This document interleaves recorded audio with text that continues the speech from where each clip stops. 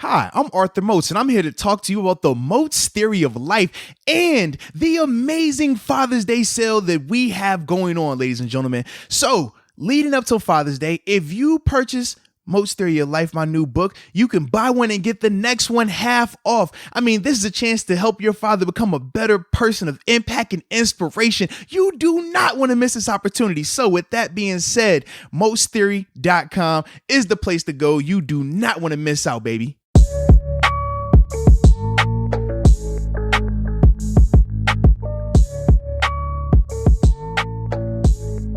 What's up? It's the Arthur Moats Experience with Deke. I'm Arthur Moats, and that's my main man, Deke. What's up, dude? Chilling, baby. How you, man? It's good seeing you, man. Likewise, man. You're looking all cleaned up in here. You look 10 years younger, man.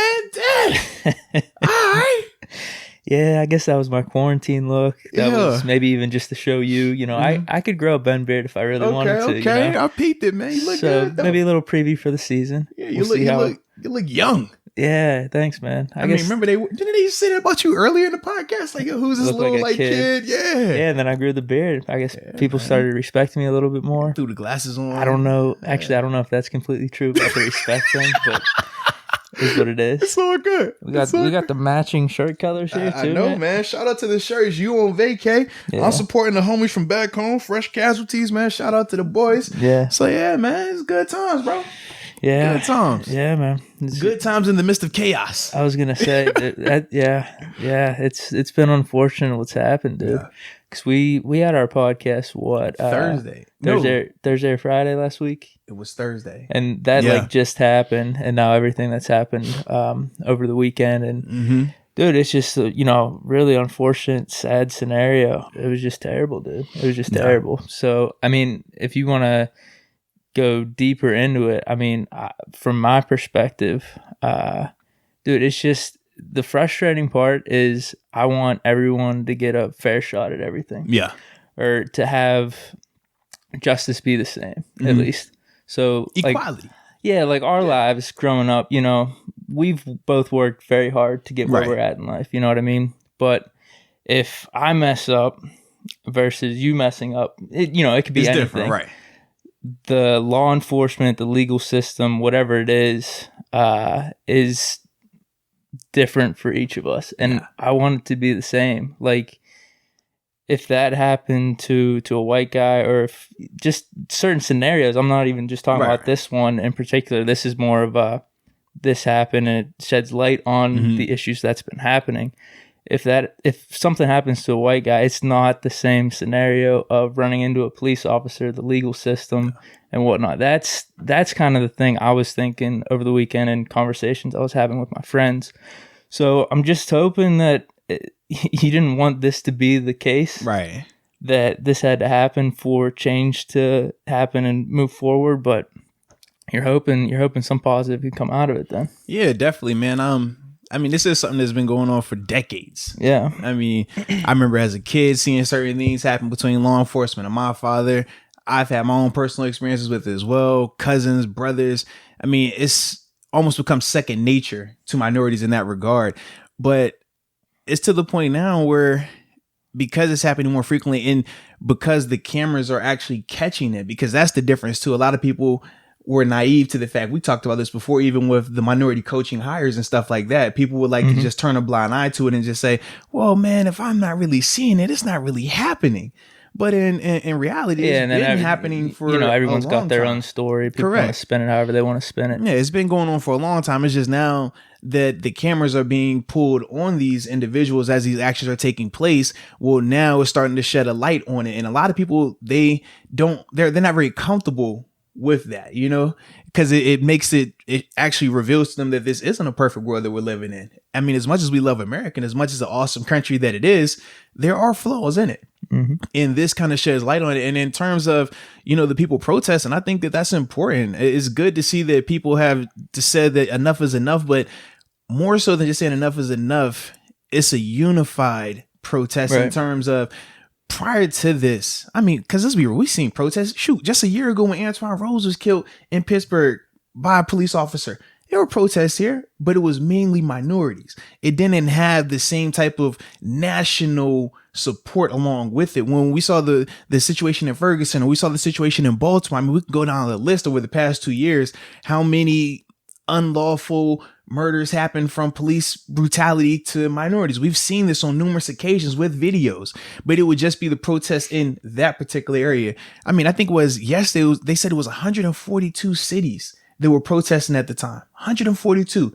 For me, that's why I'm a little more encouraged that this time could be different. I do think that when you look at the amount of support it's received from a national standpoint from both people that are minorities and people that aren't minorities, I think that's the huge part in terms of how the change can happen. But I think it's also important to understand too, we aren't in a position, none of us, and this minorities included, to say how a person should react or not react in terms of, man, protesting is cool, but now rioting, that's too much, or burning, this is too much of that. I mean, I equate it to this, right? If I just came over here and just punched you, you can react any way you want to react. I can't tell you that, hey, you shouldn't cry. I can't tell you that, hey, you shouldn't punch me back. I can't tell you that, hey, you shouldn't sit there. You're going to react the way that you feel is necessary, the way that you're comfortable reacting. And for some people, if they want to scream and holler, scream and holler. For some people, if they want to go this route, they're going that route. Ultimately, man, the end of the day, they just want to be heard. And I think that's the most important part with this, man, is hearing the voice and ultimately taking the steps to implement change. Protesting is cool. In terms of the burning and destroying the property, I understand that could be a little too much. But at the end of the day, make sure you're taking steps after this to change it, because we've seen protesting before. We've seen people standing in solidarity before. We've seen it all. But has anything really changed from that? No, because we haven't taken the next steps in terms of getting out and voting, getting more involved with social justice systems and things like that, and social justice reform and all these other policies and different nonprofits that work in that field. If you really want to make a change, we have to get out there and do that. It's important that it's a we thing and not a you versus me thing. Because a lot of times too, people like to divide right now. It's, hey, is it you or is it us? Like, who is it, man? What side are you on? I don't think it's about that. I think it's more so, man, you got to unify. And you have to have that base premise of love, man, that you want everybody around you to be better, that you want the quality of life to be better, not only for you, but for the next generation. Yeah. Because, I mean, this is the same stuff that the generation before us talked about. I mean, you think about what Martin Luther King, Malcolm X, what they were doing, what they were fighting for. It's the same thing going on right now. Same exact thing, man. So it's important that we learn from these situations and ultimately take the steps to make this place better going forward. You're right, dude. This does have a different feeling. I do feel more hopeful about going forward, that there might actually be some change. I don't know how that's going to take place. I don't think any of us are completely sure, but I think on both sides, in terms of hearing voices or having voices be heard and listening, I think that is the direction we are going. Yes. And that is definitely a positive. So, well, and I'll say for me, when we're talking about what can implement that change, how can it go about? The first part is the conversation. I think the protesting / rioting has ultimately got the ear of America. I think that was the first part, because now people that aren't minorities are more willing to listen. They're like, okay, man, we see y'all are pretty fed up. We understand this is a big deal. We see the injustice going on now. Our eyes are open. We saw this was terrible. Right. And it's like, regardless of what's happened before, regardless, I mean, because people will say, well, how did you not notice beforehand? Regardless of all of that, we have your attention now. That's the first step. Now, from there, you start to have these conversations. Now, from there, you go out and you try to have civil conversations with the police officers, the different ride-along programs that we were doing as a Steelers and as an NFL as a whole, to communicate, okay, what is it? What are you thinking when you're coming up to this stop? Okay, this is what I'm thinking. Okay, well, how can we make that better? How can we make this more cohesive so that way we're not having any things where you're feeling your life is in danger, or I'm not feeling that my life's in danger? That's a step. Like I said, getting out and working with some of these programs that work on educating the inner cities, working on educating the minorities on how to handle certain situations. That's another step. The police training, I think that's another step that they can go in and ultimately not even critique, but find ways to improve that in certain instances. And then, man, lastly, making sure the people that you have in office, and not just from a presidential standpoint, because it's not about that, but when you're talking about the changes that affect the local offices, that's what I was talking earlier, like just the legal system. Yeah, like that's not presidential. That's local. That starts at our level. That's when you have to get out there and vote. You can't just wait for a presidential election to vote. No, you have to vote at these primaries, these other little elections like that, man. So that way you can control who is going in there. You're getting the right candidates in there for these type of situations. Yeah, because everything could be good with the police and minorities or just the public in general. Everything could be good there. But then there's a next step of, all right, I don't want to go in through the police or get arrested because the legal system's going to screw me now. It's got to kind of be both, because that's definitely got to be playing a part of it too, where, man, if I get arrested or if I get taken in by the police, no matter what I'm doing for whatever reason, I don't feel like there's going to be justice on that part either. So it's a combination of all these things. Yeah, man. But like I said, the biggest thing starts with the conversation. And I'm glad that we are having this platform to have that conversation. But ultimately, for everybody that's out there that's in support of the movement, I think it's important that you understand that, man, the conversation is first. But now, what are the next steps we can be taking? And don't look at the whole Black Lives Matter movement as, man, we're segregating other issues, because it's no different with your body or with your car. This is not saying that this is the only issue in America. We talked about how a couple of years ago we fought for the LGBT community, and before that you were fighting for the Me Too movement. I mean, each thing that comes up is pressing, but what is taking the president right now? What is more important right now? Right now, it's the Black Lives Matter movement. So in that regard, that's why the focus is that. It's not saying that, hey, man, police officers shouldn't, get support and they shouldn't have this. They will, and their time has come as well. But that's just how it goes. If you go to the doctor's office because your heart's messed up, do you really want to hear him talking about your ankle? No, not at all. You want to hear him talking about, hey, man, fix my heart. I'm jacked up right now. If you're taking your car in because your carburetor is bad and he's talking about, man, hey, check out your tires. I don't want to hear about my tires. My tires are fine. This carburetor, I can't go with this.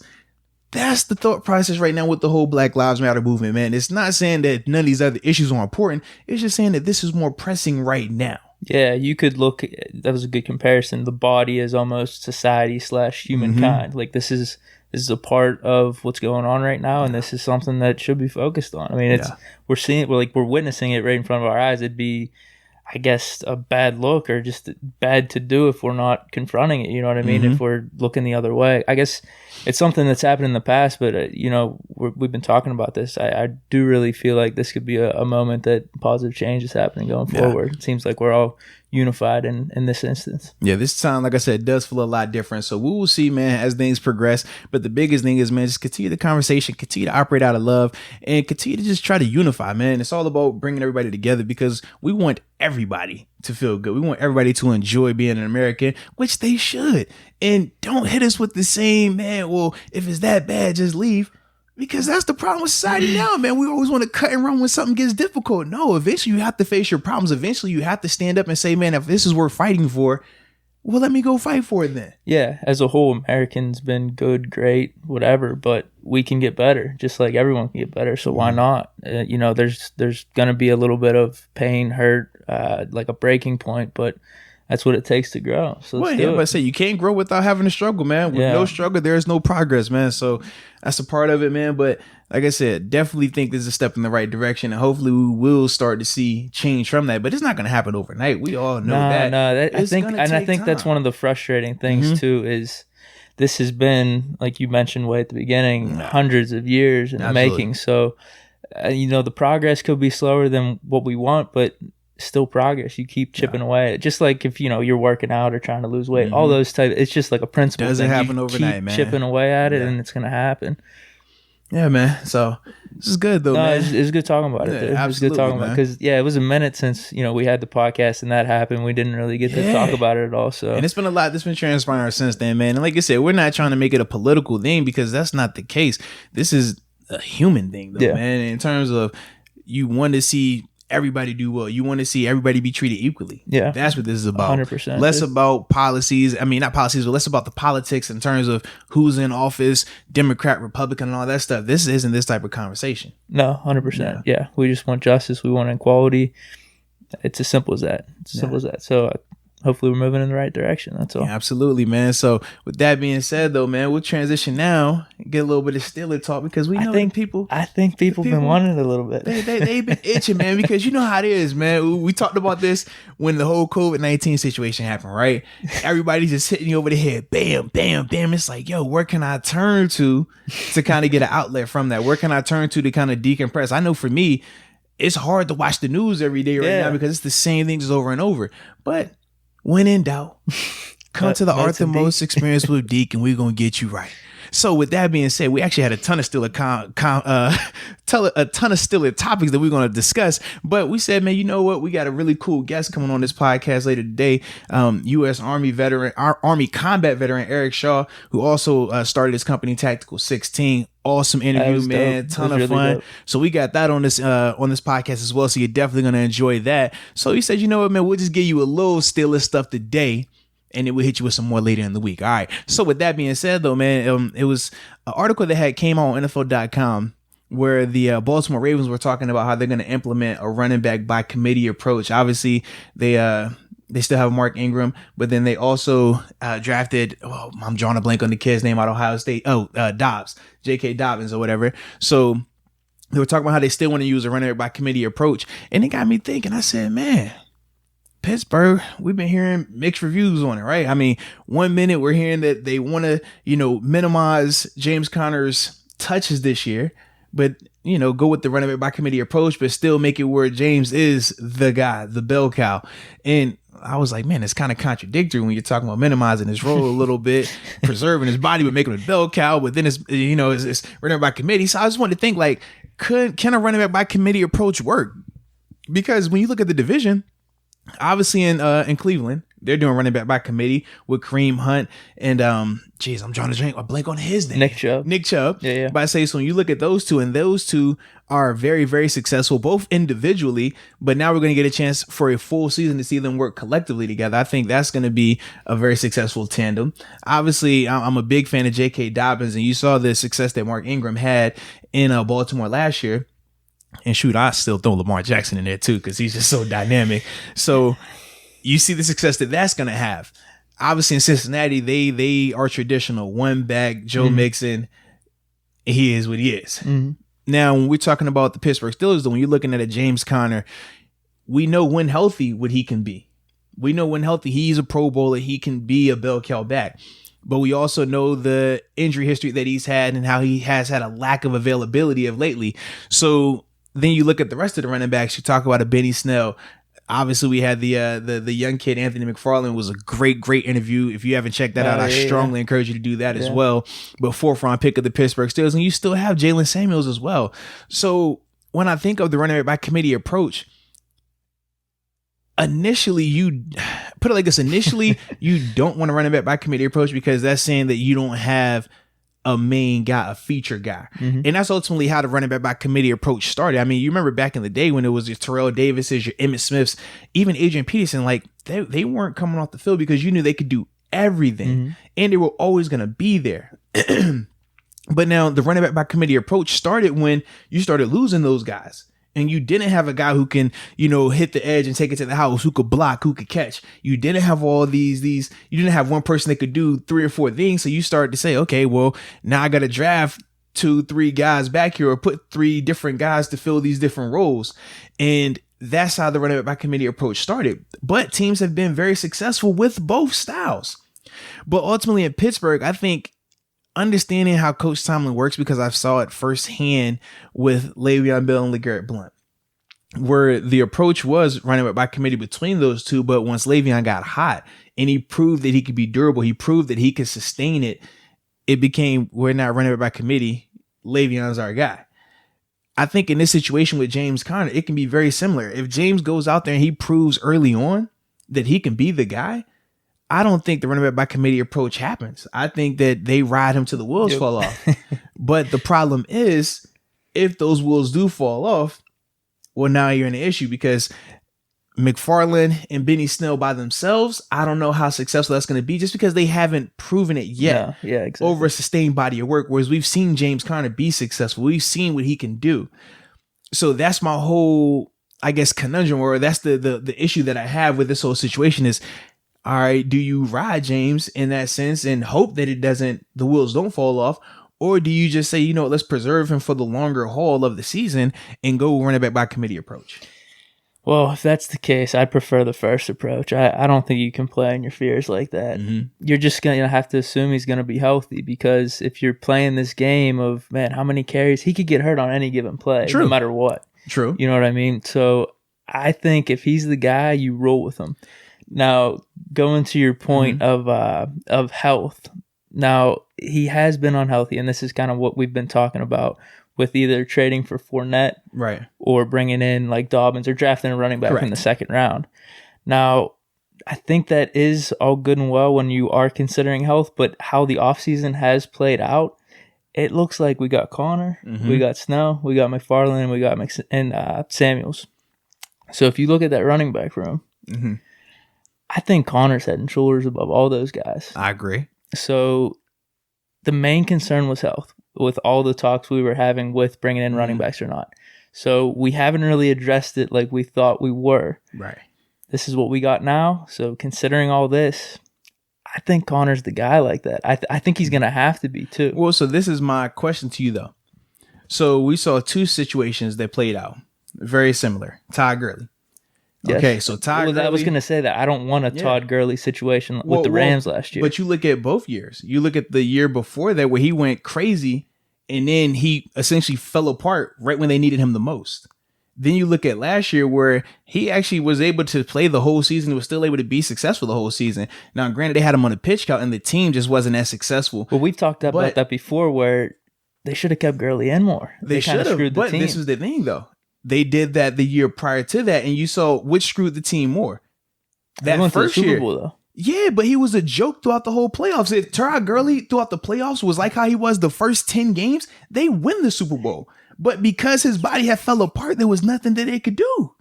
I was going to say, though, they didn't play him in the playoffs like that because he was hurt. But Anderson played really well, which my point is like Anderson playing well versus if Gurley is healthy playing well is night and day. And Gurley, when he missed that, I think it was the last 2-3 games of the season, which is why they picked up CJ Anderson. He was never healthy from that point on. Even when he came back in that playoff game where I think it was when they played Dallas, I want to say, where CJ went crazy and then Gurley still had 100 yards, he still didn't even look right then. So that was the biggest reason. They just kept trying to cover it up like, oh, yeah, he's healthy. He's good. It's like, no, he's not. We can tell. We're watching him. He doesn't look the same. Can we pinpoint that it was the playing time, though? That's the hard thing. He said it was. Gurley said it was. Yeah, Gurley said it and McVay said it. They said because of what they say, he has a symptomatic something with the ACL tear that he had. So from then, anytime he's playing a lot of time, just the wear and tear on it.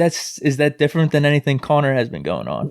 In theory, yes, because Connor doesn't have one particular thing, but Connor has shown that he has a lot of bumps and bruises, nicks here, there, and there. And that's the difference. So at least one is more, hey, we know it's this. We can control that. We can make this better. Whereas the other is like, all right, it might be a shoulder. It could be a knee. Might be an ankle. Might be this week.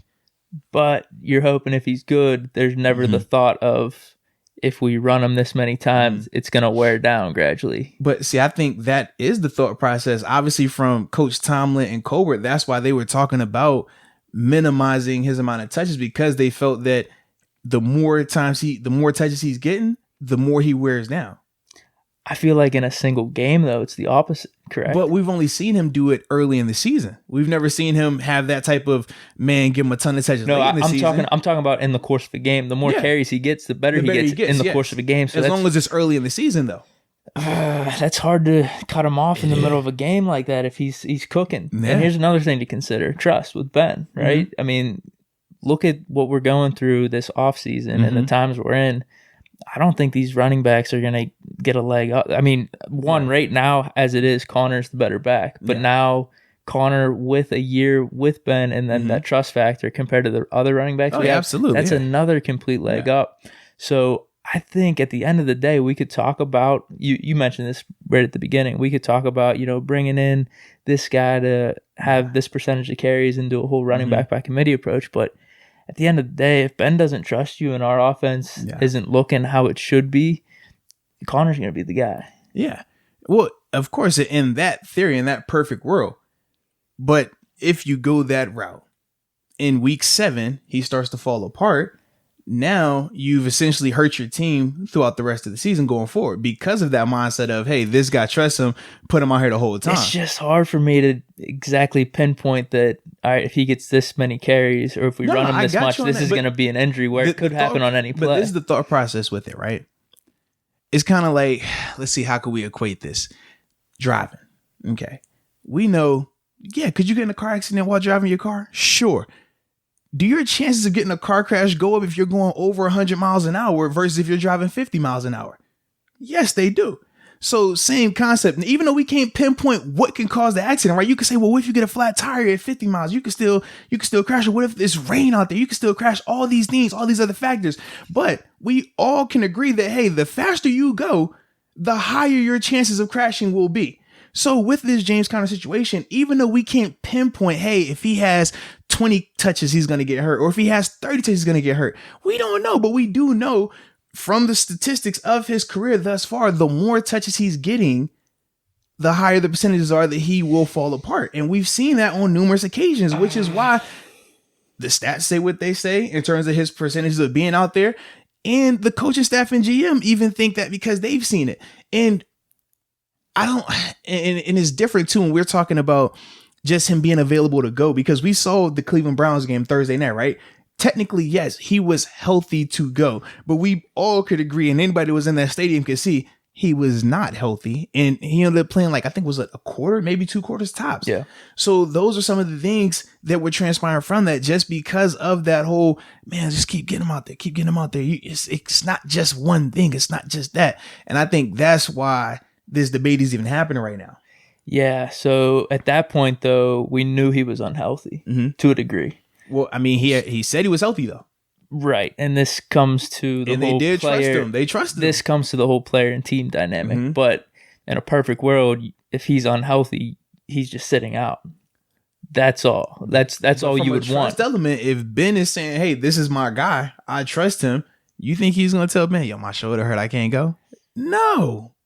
I think he won't. I think the Browns game is different if Ben's in as well. I mean, I think Conner would be more willing. It's tough. It's completely. It's tough to say. It's tough to say. Willing to stay out there for if Ben's telling him, "Hey, man, you're still helping us." You know what I mean? Even though you're not going as you think you are. And then the next week when his shoulder is hanging off, listen, dude, what are we doing here, man? I'm just saying he might be more willing because our team was looking better. Would be looking better at that point.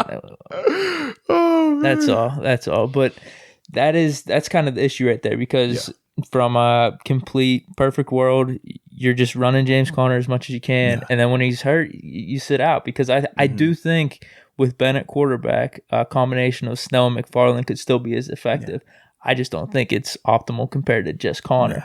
Now, if you're looking at split, here's the problem though with splitting the carries. If we're looking aside from health, you could probably agree with this though, just as in a vacuum. Whenever you have Conner out there, and if you try to get another guy out there, I think you will be taken away just from the offensive effectiveness.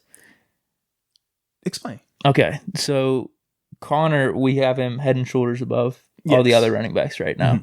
Ben trusts him. He's always been a good blocker too. Correct. So if you have one of the other running backs out there, you could be hurting potential disguises we could be giving of just masking, are we running or throwing because if like McFarland's out there, maybe it's like we're going to be doing like some type of option play, some type of pass out to the running back, where when Snell's out there, we're running it up the middle, we're going to do a little ground and pound.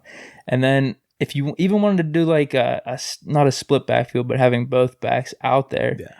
So you're telling me having Snell out there would be a better option in maybe the receiving game or just as an asset alone than Claypool or James Washington or Vance McDonald or Eric Ebron? I don't know if we could say that. I think when we're just sitting here on paper and we're like, oh yeah, of course you'd rather throw it to a receiver over a running back, but we also saw how Le'Veon Bell changed that whole narrative, and how even James Conner, who we all can agree isn't the same. Oh, wait a minute. I think James Conner isn't the same receiving threat as a Le'Veon Bell. And prior to that first season of James being the starter, nobody thought James could catch the ball and do all those type of things. Nobody did. So I think it's unfair for us to say that Benny Snell or Anthony McFarland can't still be successful in that role. They can be. We don't know, though. We haven't seen yet. So for me, I don't want to just pass judgment on them in that regard. But I still think, I mean, as much as I would love for James to be the bell cow and get 30 touches a game, if I'm looking big picture, I would much rather have him take less snaps during the regular season so he can be the bell cow back come playoffs when you actually need that, versus you're trying to just use him up. Hey, man, be the bell cow during the regular season. And I've seen this with Le'Veon Bell. We've talked about with Todd Gurley. We can go down the list of running backs who've dominated during the regular season. And then as the playoff race starts, they're banged up, they're beat up getting into it, and they're limping into it. And they're not the same player. They're not as effective, and it ultimately costs you. Whereas you look at the teams that have been winning Super Bowls of lately, they don't have a feature back. They have a whole bunch of, man, this guy does that, he does that. And I look at it more so now, it's less about the personnel telling you, and it's more so what can your coordinator do to compensate for that? What can your coordinator do to mask certain things? Hey, if Benny Snow's always out there and you're always thinking interior runs, all right, Benny, I'm going to need you to do this time. I'm going to need you to step up a little bit in that. And some of the things that's kind of the unknown, though. Yeah, very true. Are you feeling good about that? I don't know. With Vance or James Washington, Claypool, right now, because we haven't seen it from Snow or McFarland yet. I would probably rather have them out there as an asset as opposed to Snow being another guy opposite of Connor. But that's just me, though. I mean, there could be a lot of developments. And I think last year was the year for the split carries and the running back by committee. But they were forced to do that because of how everything. Ben got hurt, though, man. But also, you remember, Ben got hurt, sure. But when Ben got hurt, for me, my mindset wasn't split carries then. My mindset is, okay, if Ben's hurt, you got to go heavy James Conner to take the pressure off of the young quarterbacks. But essentially, James, his body didn't last throughout the whole season. That was ultimately how everything played out, how it played out. But I thought last year would have been the reason why you would go 100% ride this guy, because you don't have the option at quarterback. Whereas now with Ben, hey, I don't have to have that same pressure saying, James, you got to be, I need you every snap. I got to have you out here. No, because I know Ben can make up for a lot of things. I know Ben can compensate for a lot of things. Yes, I agree with that 100%. But I think considering the COVID situation and the virtual workouts and Ben being a year off, we're in win now mode. So I think it's just like, let's skip all the experimenting, go with what we know best, like right off the bat, and try to go really hard at it. Yeah. So next year, I think could even be better. Like if Connor comes back and we have McFarland sitting his rookie year, maybe getting some carries here and there, but he's looking like he's going to get some snaps. He's going to, him and Benny are going to see some action. It's just the question of how much. When we talk running back by committee, if Connor's getting 80%, right. We're not saying that's running back committee. Yeah, we're saying like if it was, okay, Connor's getting 60 to 70% of the carries and the other two guys are splitting, or if it's Connor gets 50% of the carries and those two guys split the others, like that's running back by committee. That's a more balanced approach in that backfield. Yeah, if James out there getting 80 plus, 80% of the plays. That's what Bell was getting. Correct. I was looking that up. He was getting 80%. Because you're going to still come out. That's just natural. Yeah. What was I going to say here? Here's the thing. With Connor versus Snell and McFarland or having the splitting carries, whenever you compare that to some of the other offenses, are we saying that's exactly the same? Because when you look at the Browns, they have 2 top 10 running backs. So that's clear. It's like, why wouldn't we split carries? Ravens, I think that's more out of necessity with how they run the ball in the system. And with them bringing in Dobbins, that's another higher caliber player in that backfield. And I wouldn't, so 49ers, I would say that's kind of a system thing as well. Yeah. They use multiple running backs, but they have this West Coast. Because they have 4 running backs they were using last year, but I don't think any of the 4 were as good as James Conner when healthy. Yeah. Like if that's fair, you know what I mean, that assessment. So when I look at this, and obviously we mentioned the Chiefs, but I didn't really consider that a running back by committee because Damian Williams started taking over, and their offense was more just Mahomes is going to own this thing. And we're just going to give you the ball to just keep the defense honest. Which is why I made the point. I think we would be fine if we're going McFarland and Snell as a running back by committee. If Connor had to go down, I think we could be fine and make it through. But if we're talking just strictly the running back position and what is best for our team, that's why I got to go Connor. It doesn't feel like any of those other situations that I mentioned before. Correct. It feels more like, obviously this isn't the best comparison, but Connor is Zeke and their backup's Pollard. Yes. And our backup is Snow. Yes. But it's a much lighter version of that, obviously. Absolutely. That's kind of how I view it. Now, I think next year, like I said, if there was some trust built between Snow and Ben and just the offense in general, or McFarland, and Connor had a great year and he comes back, signs a contract, maybe there is more talk. Because Connor, what's he now? 24, 25? He's going to be hitting his prime here. Maybe there is more talk next year after seeing a season of everything in place of getting the other guys more carries and preserving Connor. Well, I personally think if Connor goes off and have one of those type of seasons like you're alluding to, I don't think he's back next year because they're not going to be able to pay him. They're not. You're not buying the reports. They're not going to be able to pay him. You're not buying the reports right now. They're not going to be able to pay him. The only way I feel like Connor is able to stay here long term is if he has a good season, not a great season. So are you considering that whenever these comments are being made by Tomlin of, hey, we're going running back by committee approach? Is he thinking that in the back of his mind? Would you be thinking that? Well, for me as an athlete, period, anytime they start talking about we going running back committee menagerie in a contract year, instantly, bing, I don't trust y'all. The fix is in because y'all trying to take my money. That's instantly what I think of when I hear running back committee. If I'm not hurt, or if I haven't shown you that I can't be the guy, I don't want to hear running back by committee. But because of the part where I said if I haven't been hurt, he has been hurt. It's not like I said, Le'Veon Bell had a similar situation. In the mindset when he came in with LeGarrette Blount, when I first signed here in 2014, the mindset was y'all are splitting carries. When I was in OTA practices, they were splitting carries. And everything was like that until Le'Veon took over and showed that, hey, I can be the guy. I can do it all. And I'm healthy. Because remember, that was a debate too. Oh man, he was coming off the injury. Hey, how good can he be? This and that and that and that and that. But he showed. And that's the thing with Coach Tom. If you show that you can be the guy, it won't be a debate.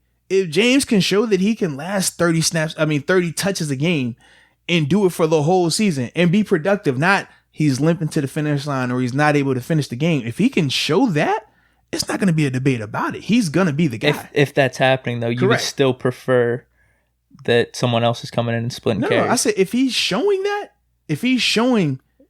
he can do that, yeah, he's going to be, it's not going to be a debate. It's no different than Zeke. Yeah, okay, should you preserve Zeke? No, because Zeke hasn't shown that he can't last. The difference between Zeke and James. How are we going to know in this one season sample though? Well, that's the issue because, but this is the thing. So for you, you're optimistic in terms of, well, this is going to be the different year. Technically, this would be the outlier because he hasn't shown that in the 3 previous years. So I'm going off of the 3 previous years saying, hey, let's take the guesswork out of it. Let's take the hoping and wishing out of it. And let's be smarter here. Whereas I think with you, you're kind of like, man, I know how good he can be. Yeah. Let's just roll with it. And I just think that's going to happen. And I'm not going to really argue against it. And I think I'm probably weighing how the offense will look and Ben's trust factor a little bit into it too, where if you're the guy, you're the guy. Ben trusts you. You're just going to stay in there. Yeah. And I have no problems with that. I think back to, I was thinking back to Peyton Manning, one of his Broncos years, where there was like 2, 3, maybe 4 running backs. They were really trying to sell hard on Monte Ball. Yeah. Good old but Monte. Knowshon Moreno was getting time. Yeah. And all of a sudden, Peyton loves Knowshon Moreno. He trusts him with everything. And he's getting all the carries down the street. He was the guy. So I could see that with Connor in this case. It would definitely not be the same scenario coming in from the preseason where there's talk of who's going to be the guy and he's going to take over. Connor's going to be the guy. Yes. But I just especially feel like, early on, he's going to have the opportunity. I just feel like Ben's got that trust there. So that's what I'm going off of. Yeah. Like for me, when I weigh who should be the guy or not, I don't really care who trusts who. Because health doesn't have anything to do with trust. You see what I mean? And that's the whole reason why because yes, in a perfect world, the trust factor, all these other things, cool. The only reason why I know Connor's going to get the lion's share beginning is because they haven't had OTAs. It's because training camp could potentially look different with the whole virtual workouts and stuff like that, so guys won't be up to speed. So in that regard, yeah, he's going to get those opportunities. So I don't care about the trust element of it, but what I do know is regardless of how much Ben has trusted James before in the past, we have not seen him play a full 16 games. We have not seen him play a hard 14 games and still be productive late in the season. We have not seen it. And he's had the same quarterback for 2 or 3 years that he's done it.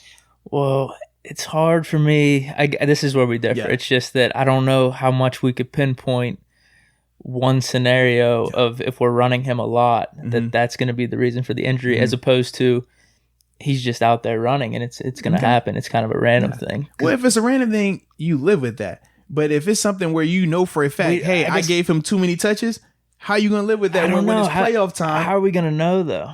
It's clear when you look at, he's been getting 30 touches, and now you start to see him wear it down. Remember your eyeball test. If you start to see it, if you start to see little things that happen throughout the course of the season. You know how it starts, right? The same way we've seen in the past 2 years. Okay, now it's a nick here. Now it's a little thing there. Now it's a little thing there. That comes from accumulation. That comes from wear and tear. I don't remember his second year. I thought it was more sudden than... no, it still was gradual. It was gradual. Yeah. Okay. And then I want to say it was the Broncos game where they started to really cut down on how much touches he had. Remember, I think in the first half he had the fluke fumble where the ball just popped up. And then from there it was like, yo, why aren't y'all running him no more? And then from there you see it it's not looking the same. It's not looking the same. Okay. Yeah. See, I don't remember that. I just remember him having an awesome year and then getting hurt the last 4 games and not playing. So if that's the case, I guess could we maybe have in the middle moment here where let's hear it, maybe first sign is where we start taking caution as opposed to. But technically once you start seeing the wear and tear, typically it's too late. It's all good though. I'm not tripping on it, man. Listen, I want him to go out there and ball out because I want to see him get paid ultimately, and you get paid more to be the feature, not to be a part of a group. That's why everybody, if you're a single, you want to be solo. You get in a group and they get money the same way, baby. Mm-hmm. Yeah, I think he could do it. I got a good feeling, man. I personally too, man. You saw the picture of his back. His back looked like a daggone mountain, man. Yes. I thought I was looking at just something just. Well, maybe another point to bring up. Wasn't he dinged up coming into the season? Are we starting that again? Wasn't he? I thought that was just... No, you said that was just used for Ben, too, remember? He was dinged up coming into the season, and that's why he played bad in the Patriots game. Yeah. So I can't follow y'all anymore with all this pre-game injury. He was injured before this. I can't follow it. I'm sorry. Ben did say. I can't follow it. Ben did say his elbow's been hurting him. So. Hey, like I said, y'all, because of all of the oh, man, it was this, it was that, I can't tell anymore when we talk these conversations if I'm supposed to believe that. I don't know. All I know is if he was healthy enough to put the uniform on, I don't want to hear about any pre-existing injuries. Period. Now, your point with dings and little nicks and stuff like that and little injuries happening throughout the season, did that ever happen with Bo? Or were you just saying that with Connor? No, it did happen with Bo. That's why, the year where we lost in the AFC Championship game, we knew towards the end of the season where you would just see him out there, all right, it became from at least he was practicing early in the season to now he's not even practicing till the end of the week because you could just tell it's taking a while for him to get back because of the wear and tear, all the touches, the 400 touches. We talked about it, it catches up. And then we knew even in that Chiefs game, it was all right, he got us about it. He balled out though, but he got us about it. We saw as soon as he came to practice, yo, this ain't looking good right now. And then going into that Patriots game, remember he pulled his groin. I think it was the first, the first series, series. You would say, we knew going in, I was this is getting bad. You would knowing from being in the locker room, being in that team that you could just might have been from, man, it's catching up. And that's the biggest thing. But that was another reason why Le'Veon was man, I don't want 400 touches again without having the long-term security of a contract. Because anybody that plays, if you, especially the running back position, man, the more times you're out there, it catches up. It wears on you. And that was the issue, man. Okay. Yeah. Now your points make a lot more sense to me then. Because you actually we saw it and it hurt us because we said, man, if L. Bell was out there in that AFC Championship game versus the Patriots, we feel like it's a different game. We feel like we win. D'Angelo came in and produced without a doubt. But D'Angelo versus L. Bell is different in that regard in terms of what they do, the threat they bring or present, and the attention that they draw. But we also know some other things that happened in that game. We had Kobe Hamilton as our second receiver, I think, too. It was that was really frustrating for me. Man. I mean, it happens, man. It was a part really of it. Frustrating for me that game. I can't believe it was brought up. I'm just saying, man. Who was the second receiver in the Chiefs game? I don't remember. Okay. Just checking. But you need a little more ammo going up to Foxborough. No, if you have a healthy L. Bell along with AB, it's a totally different game. That game, yeah. I remember it's totally different. I remember the first half. Was it 13-9? It wasn't completely out of hand in the first half. It's the thing is when L. Bell is on the field during that era, the amount of attention he would draw. it was just different. You couldn't do certain coverages. You couldn't play certain defenses because of, we talked about it, how, yeah, okay, you want to play small ball on defense? Well, now we're going to run them. Okay, now you want to put your big guys out here? Well, now we're going to split them out and let them go play, backyard one-on-one football with you, and he's going to kill you all day. That was what he presented. And ultimately, that would affect the whole defense that will be playing against you. With D'Angelo doesn't present those same type of challenges. So it became, okay, well, we'll let you, hey, D'Angelo, you can get off, do what you do, because you can't beat us by yourself. Now, this was 5 years ago, D'Angelo, absolutely, he could ball. We know that. But D'Angelo by himself isn't enough to take over, like how Le'Veon, we saw countless times him take over games. And that was the difference in that whole regard. Got you. Yeah. You may have switched my mind a little bit here. I'm just looking longevity, man. I know the problem is, though, coming right off the bat, you're gonna want Connor. You're gonna want to get him most of the carries. I agree. I feel like first 4 to 5 games, you ride him. Okay, so then you're saying the middle maybe is when you start implementing, because you're not gonna be able to. It's. I think it would be foolish to expect Anthony McFarland, who hasn't been in the facility, who hasn't run any of these plays with the full 11 out there. They got to perform, though. If they don't perform, true, it doesn't work. Yeah, absolutely. And we're banking on them producing. But I'm just saying, it's tough to ask that of guys who haven't had those opportunities. So early in the season, I expected to be heavy James Conner. But I do think around the midway point, or that 6-7 game point, you start seeing them, hey, man, we need to be smarter here. We need to be smarter. Unless James isn't showing any signs of slowing down. If he's going out there looking like Adrian Peterson, he won the MVP. Well, hey, man, all right, ride it. But if it's not on that level, you have to start thinking, all right, let's be a little bit smarter with this. Let's try to do this real quick, man. Okay, hey, you're still going to get your touches, but hey, instead of 30, let's go 25. And that could be a difference. That's what I'm saying from a long-term standpoint. Okay, yeah. I guess still in the back of my mind, I'm thinking if he's out there going 100, you use the car analogy. If he's going 100 at any moment he's out there, though, that could be the injury at any time, as opposed to the quantity of times you go out and drive, or the amount of time. So, yeah. But then you're telling me the whole Le'Veon Bell situation where you're witnessing it firsthand, all the dings and nicks, and it ended up costing us in the playoffs. So I don't know, man. Either way, it's gonna be interesting, man. It's gonna be interesting, man. So that's gonna be fun. Yeah, dude, for sure. Now, what we got this all covered. Yeah, man. I think we locked that up good, man. And besides, man, the people want to hear some other people besides us talk. We still gonna be talking in the interview because that's what we do, anyways. For sure, man. So this was productive, man. It was clean, man. I appreciate it, man. We always appreciate the listeners and the viewers. And make sure y'all stay safe out here, stay smart, man, and just enjoy life, baby. Enjoy life. It's all love, baby. Yeah. So until next time, man. Peace. All right, ladies and gentlemen. Another very, very special guest on the podcast today. This gentleman right here is a U.S. Army combat veteran with 2 tours, one in Afghanistan and one in Iraq. He was the founder of Tactical 16, which is a publishing and consulting company that focuses on veterans getting book deals that will better their personal lives. He's been a guest on Fox News multiple times, and his work with Tactical 16 has been featured on Yahoo, MSNBC, CNN, and BBC, just to name a few. So without further ado, U.S. Army veteran Erik Shaw. Erik, what's up, man? How are you, baby? What's up, gentlemen, man? Thanks for having me. I'm really honored to be here today. No, man, the honor is all ours, man. We appreciate your service, first off, and we definitely appreciate you taking some time to hop on the podcast with us as well. Yeah, absolutely. I've been a fan of what you guys have been doing for a long time, since you guys launched, and keep rolling forward with what you guys are doing, and absolutely thanks again for having me on here today. No doubt, man. That definitely means a lot to us. So, man, hopping right into this thing, just talk about what led to your decision to join the Army and why you chose that branch over others. So I grew up on the north side of Pittsburgh. I grew up probably 5 minutes from Three River Stadium in Heinz Field. I like that. Yeah, you could hear the stadium from my bedroom when I was growing up, man. It was awesome. I like it. But I graduated high school in '98, and just was running out of options. And in '98, I pretty much told all the military recruiters, no thanks. I'm gonna figure this thing out on my own. By 2000, I hadn't figured it out, and the recruiters were looking that much better. So we made the jump over to the Army. That they had some stuff going on there that interested me, and and I guess the rest is history after that. I like it. Cause I was going to ask too, man, out of all the branches, I mean, you have Navy, Marines, Air Force, like what was it in particular about the Army that was just like, you know what? I think that's the one.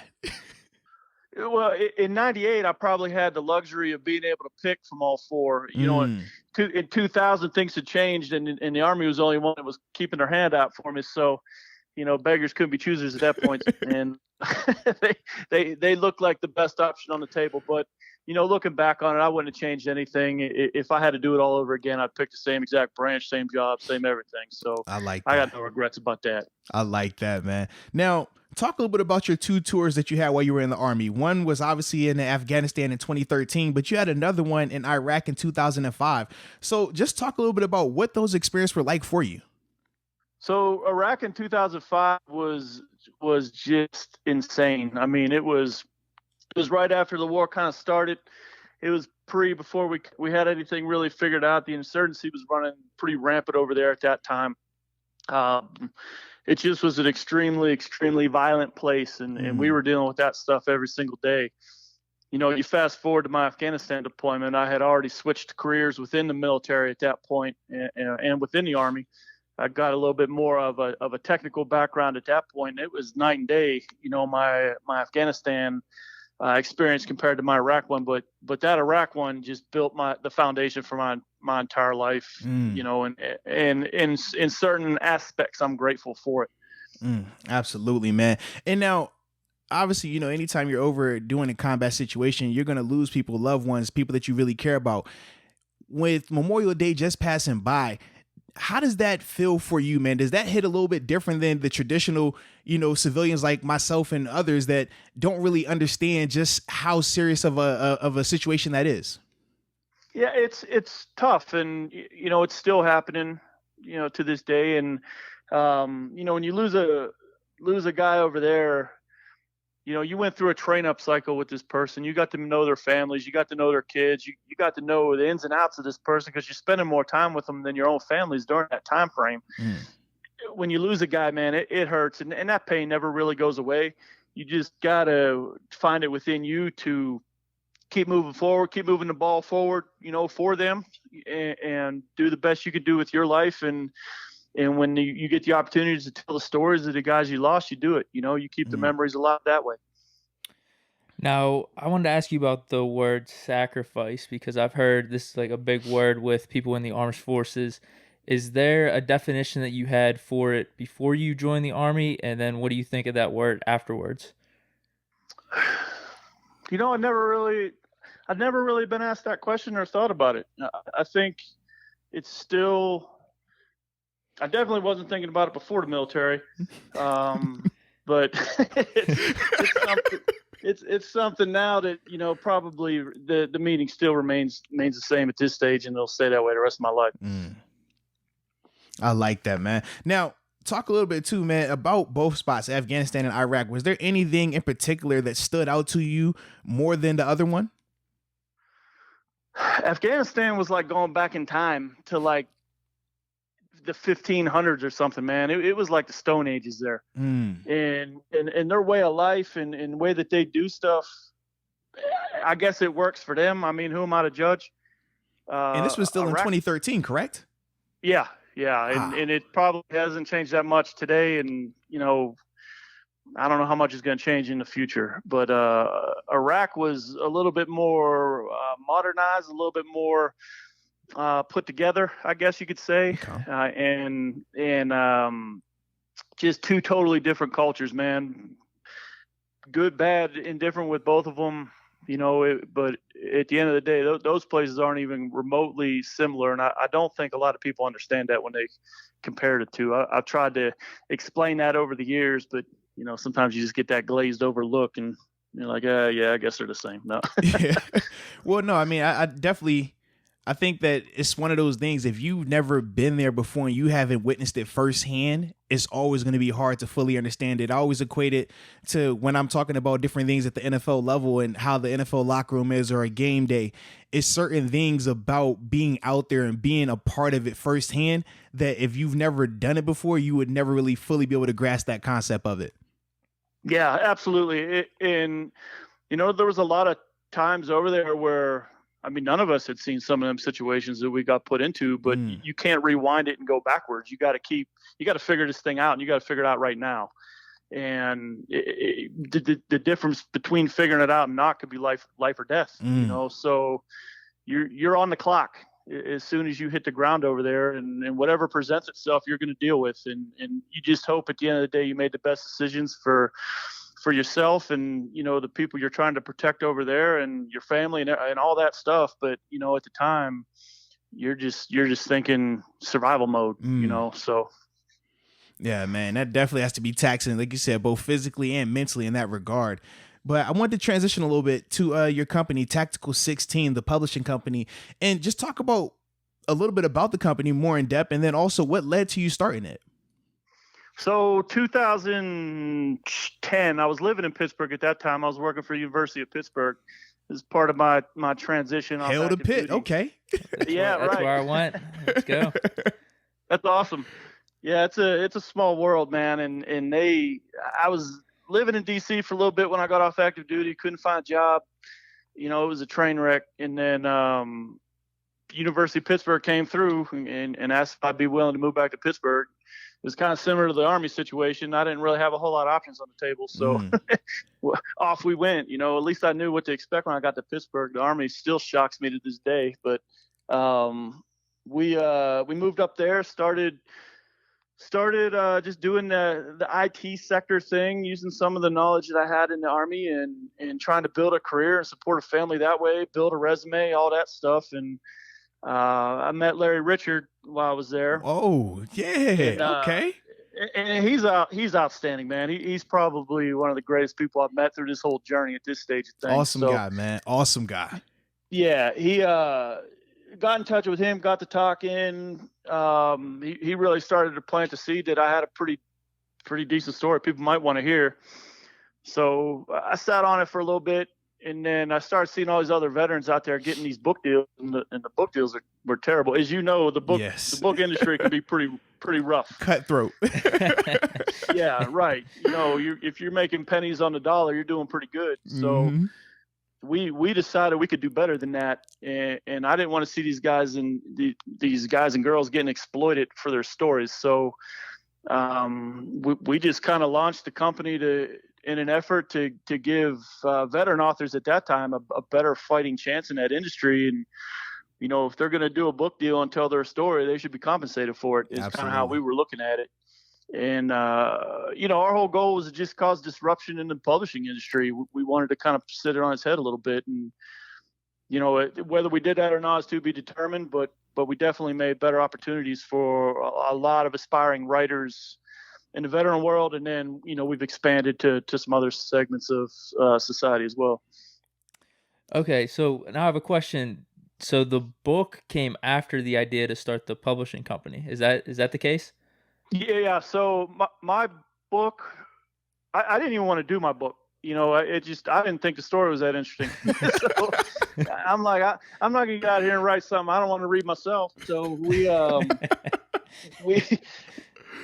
came up with the company idea, and I was like, man, I got to write this book, because if we're going to mess something up, I want it to be my own. I don't want to take somebody else's work and you know, mess it up right out the box. So I finally sat down, put pen to paper. It was actually part of a Veteran Affairs VA project where, you know, they wanted to capture, you know, issues with PTSD, TBI, that type of stuff.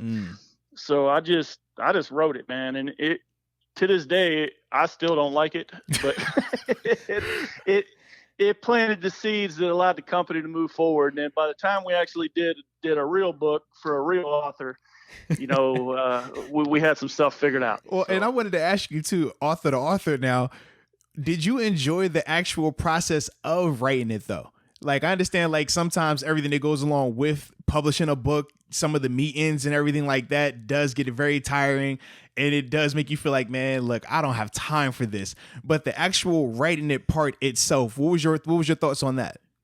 So mine was like a twofold deal, because I did the VA part, which was this mental health thing they were focusing on. So I was already in the writing mode, but I didn't anticipate that that project going public. So the writing part of it, I enjoyed it. It does work. There's a lot of therapeutic aspects to writing that people don't understand, and you don't have to be this amazing scholar to write it. My book's proof of that. So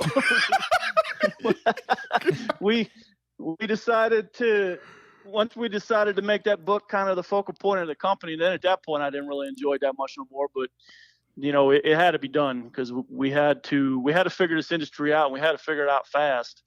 From the time we announced the company to our first trip on Fox News was 72 hours. So jeez. We had 72 hours to figure out how we were going to be a legitimate publishing company, because I'm getting ready to go talk to the United States of America and the world at that point, saying that, yeah, we can do this. So, there was no turning back at that point. And we made it happen. There was some struggles and stuff going on, but, we only include crayons with my book now. So I was going to say, though, do you anticipate writing another book, though? No, I get asked that a lot, and I thought about going back because, the resources in 2012 that we had were next to nothing compared to what we have now. I thought about maybe going back and sending it through a professional editor and doing some more cover stuff, and actually having a marketing plan and all that good stuff for it. But it's that, as again, man, books are that's a hustle. It is. You gotta be out there making it happen, and if you're not doing it within that first 30 to 45 days, people forget about you. So sometimes I just want that book to just kind of go away, and we'll just focus on some of these other authors we got coming out. I find it really funny you don't like the book that much. No, man, I didn't like the promotion part of it, and I had to do it. So it's like, what is it? So it's more the promotion part, not as much the story. Like, do you not like how it was written? I don't know. I'm curious about that. The story stuff is pretty good. I just didn't want people thinking I launched a publishing company because I couldn't get a publishing deal. Okay. That makes sense. You're dealing with some of that blowback and all that stuff, and I'm trying to promote the company and a book at the same time, and that was tough because we're trying to learn the company at that point, how to even be involved in this industry. So it was taxing, and I didn't ever start this company with the thought of promoting my own work too. So I really wanted this thing to be about the other authors and the other veterans and stuff going on. So I'm perfectly happy when I meet people that have no idea I wrote that book.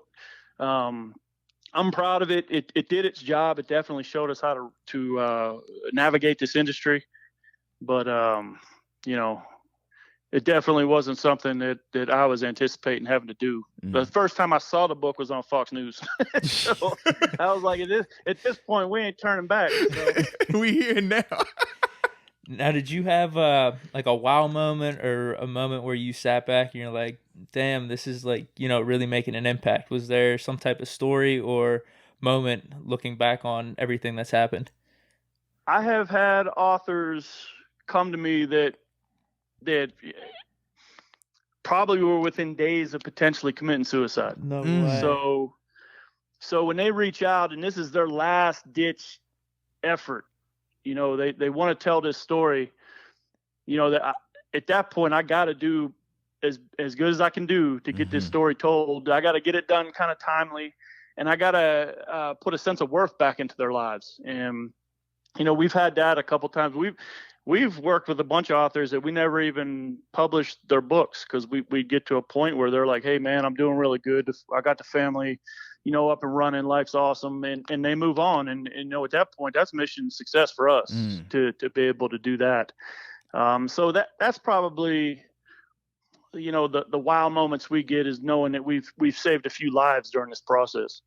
Now, has there been anything from the Army that has helped you in this new field in terms of being able to, I guess, relate to some of these veterans and just your work ethic and compartmentalizing and things like that? Yeah, absolutely.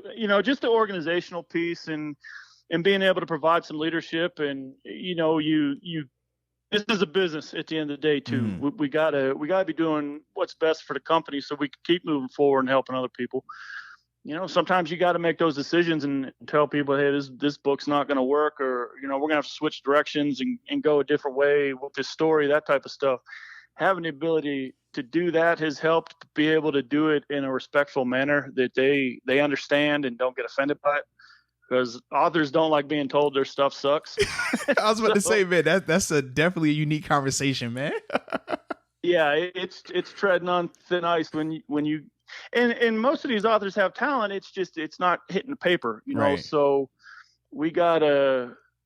Usually, I'll sit down for a good hour before I even call them, have a beer or something, and figure out how I'm gonna break this to them. That we gotta get some stuff figured out here, and without offending somebody too, So it's fun. Now, I guess this question is for both you and Arthur. Maybe you could have a dialogue or conversation about it. But I've talked to football players before in the past, and even talking with Arthur, that there's sometimes an identity crisis when a football player leaves the NFL and kind of figuring out what they have to do post-career there.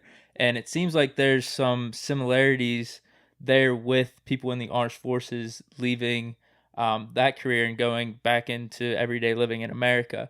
Now, I guess I don't know how we want to start this off. Is there difference similarities? Maybe Erik, you could start off with that.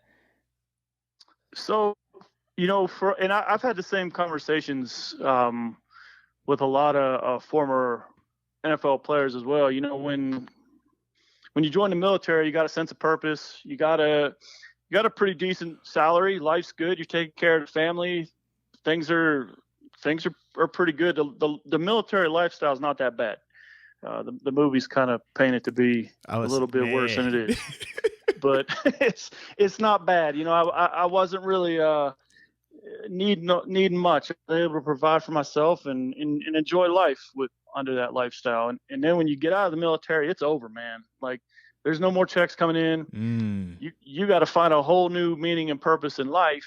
And for combat guys, that's tough.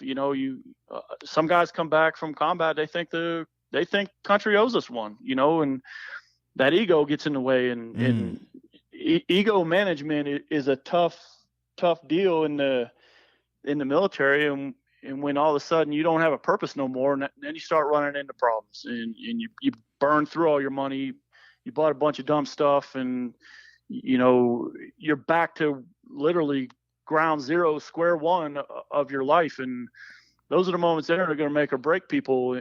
And I've seen that on the NFL side too. I was about to say, it sounds like you're talking about some of the guys I know, man. Jeez. I've explained it to people on both sides. I said, the show goes on. It's not going to stop because we stopped. And if you're not prepared for that show to go on, you could really find yourselves into some deep problems really quick. Yeah, and I think one of the things that, in terms of the correlation directly with football and armed service people, is when you leave, there is no graceful transition. It's not like when you're working at a company for 20 years and then, okay, the last year or two, they're going to ease you out and phase you out in that regard. It's usually an abrupt, okay, you were in combat, now you're home, or you were playing in the NFL and now you're done. They don't give you the, let's ease him on out of this thing. Let's make sure he's taken care of and all these other things as he goes out. So a lot of times if the players, or I'm speaking just from the player standpoint, if they don't have that plan already in place, when they leave, they spend a year or two just trying to figure out what's next. What are they passionate about? What do they have a desire to do? And then ultimately that could lead into some of the depression that we see a lot of athletes deal with as well. Yeah, I agree. And then you're adding in, things like brain injuries and mental health concerns too. And in the military side, they'll try to work with you a little bit, but at the end of the day, that clock's ticking. Mm-hmm. And when your last day in the military hits, I hope you got something out of this. Good luck. Thanks for your service. And you move on. And at that time of your life, you're probably not mentally even thinking about what you want to be doing 2-3 years from now. And Bills don't care. Bills don't take a break. Not at all. So, you just got a lot of these little factors that are piling up, and I see it with these younger NFL guys too. I mean, I think both communities are guilty of thinking it ain't ever going to end. Correct. And it ends. So, and it ends quick. Yeah, and I had another question. So, the football mindset, you have to have that. I mean, obviously it's a team element of it, right? Very similar to the armed services, which why a lot of times you'll hear a lot of, armed service people coming in to speak to NFL teams and athletes because the mindset is the same in terms of having to work together for a common goal. But we all also have that alpha mentality where we feel like we can accomplish anything. We have that us against the world mentality and things like that. So from the Army side of it, right, when you're coming back from a combat situation where you've had to be on guard, where you've had to be, in layman's terms, kill or be killed situations, how do you transition back to normal civilization? How do you go about that process? I don't know if there is that stage of your life, if anything's ever going to be normal again. And I've told people from my personal experience, I said my time in Iraq with combat and everything, because that's what I had been wanting to do since I was a kid.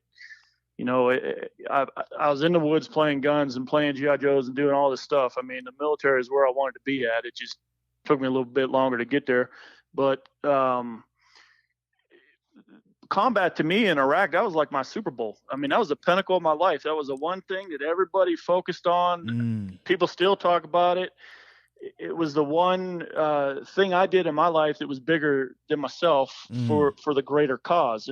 And I did that at like 25 years old or something. So, you get back from that, you got a lot of living to do after 25 years old. And it's like, you gotta find a way to respect what you did at that time. And then also have a plan to move forward and go chase success as a civilian, and that's kind of the same stuff I tell NFL guys too. Now, I guess you kind of mentioned it with the ego earlier on, is there some type of X factor or constant theme of people that come back and have struggles with PTSD versus other people that come back and are a lot more, I guess, equipped to acclimate to the surroundings, to get back to normal life? Yeah. So I don't think there's a whole lot of ego stuff involved with some of the PTSD stuff that's going on. A lot of that is situational. And the human brain is the human brain. What I feel is traumatic might not be traumatic to you. So, and vice versa. So all these cases they're all different, and that's why it's been so hard to put a finger on, a common bond, a type of cause, because there isn't. I mean, it's just, it comes down to what your brain feels it doesn't want to deal with. And that is different for all people, and then when you start adding in like legitimate head injuries and stuff, and, it's just kind of makes the situation worse in some cases. No, understood. Because I'm wondering then if there's something that could be done beforehand or while people are in the armed forces, some type of teaching or training. But if what you're saying is true, that it's kind of like random, it's on a person by person basis, it's hard to really put your thumb on things. Yeah, and we train, we train for as many scenarios as the military thinks they can come up with that we might encounter in situations. But, at the end of the day, you when you're in a controlled training environment, there's still a part of you that's not taking it completely serious. Versus when you get out in the real deal and now you have to take this serious, right. And it's at that point you don't know how somebody's brain's going to react. I saw dudes that I thought were just steel, unbreakable. We'd get in one little situation and you could see it in their eyes, man. They checked out. They were gone. So, you just don't know. No, definitely. Now, I wanted to ask you and kind of transition to a lighter note here. I was looking at the end of your bio. One of your hobbies, you said playing softball with Toby Keith, and I like how it was just thrown in there kind of nonchalant. I mean, do you call up Toby Keith? You're just like, hey man, let's go let's go hit a few in the backyard here, play some softball. It's kind of like my book, man. My book got me here, but at the same time, I just slotted in there that I was coming because I don't want anybody to actually go read it. And I don't want people to come see me hit softballs with Toby Keith either. So, but yeah, no, it's been cool, man. The Tackle 16 experience has just opened up so many doors for us, and when a door opens and an opportunity presents itself, you do your best to take advantage of it. And that was this celebrity softball thing, I think, came about in like 2015, 16, something like that. And, we've just met so many cool people through those games, and it's just led to other things. And Toby was one of them, man. And he's just such a cool dude. His whole team that he works with are some of the realest people I've ever met in my entire life. And to the point that, he could be your neighbor, honestly, and, and still be Toby Keith at the same time. That's great people. We met Matthew McConaughey and all these other guys too through that. And they're all just genuine, normal people. They want to know about military stuff. And I'm always, curious to pick their brain on what they do for a living too. So it's a cool relationship. I like it. I like that. Now, you being from Pittsburgh, the north side of Pittsburgh, right near Three Rivers Stadium, you got to be a Steelers fan, correct? Just go ahead and put it out there. Yeah, I don't think I had a choice. Hey, I'm about to say, yeah, I personally didn't think you had a choice. I just wanted to, present it as if you did have a choice. But either way, glad that you are a Steelers fan. So, obviously, with the sports world, everything came to an abrupt ending with the COVID-19 situation. And there have been talks about sports returning with no fans, or the NFL season returning in particular with no fans in the stadium. Are you excited about football potentially returning, and would you enjoy it the same knowing that fans couldn't be there? I think the fan thing is going to be tougher on you guys and the players, because I know how much you feed off that environment, home and away. Absolutely. I'm assuming. Absolutely. For me, watching it on TV is going to be the same. I'm thinking. I don't think there's going to be a whole lot of change there. I can't really see the NFL not getting their season in. You think about all the money and stuff they got tied into TV contracts and all that. They're going to get that season in. I don't know what that's going to look like. At that stage, I'm definitely going to be excited to see that on TV.